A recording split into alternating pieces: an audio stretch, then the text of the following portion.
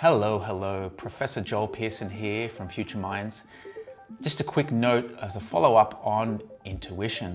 Now, I've talked about intuition before in other videos, but I wanted to make a point that I didn't make in these other videos about bias. Now, just like we saw with AI systems, when AI systems are trained on biased information, out-of-date information, incomplete data sets, or just useless data sets, you see the bias in those data sets come through into the actions and decisions of an AI. And we saw that in some of the early versions of ChatGPT and other platforms and Google. So it's the same thing for our own intuition. And you can think about intuition almost like unconscious learning, just like AI. And there's an interesting analogy there. But it's important to think about that when it comes to trusting our intuition, training our intuition. If we learn and train our intuition from biased data, if you like, from out-of-date things.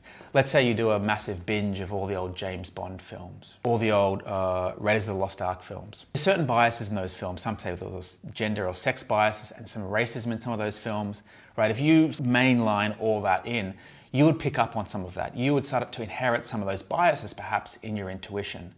Or if you trained your intuition for years and years in a workplace that was really old-fashioned, out of date, and had lots of bias in it, you would also absorb some of those biases. So in other words, your intuition is only going to be as good as the environment in which you learn it from. If you change that environment, if you change the environment, the learning becomes biased and no longer valid. So we have to think about that in interesting ways. As the environment, as the world changes, what is our intuition training based on? Is that now out of date? Can we still use it?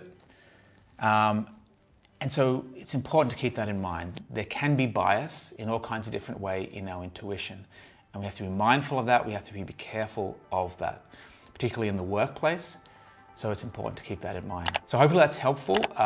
Drop me a line if you think your intuition is biased, if it's led you astray, or I'd love to hear examples about intuition that you've used at home or in the workplace.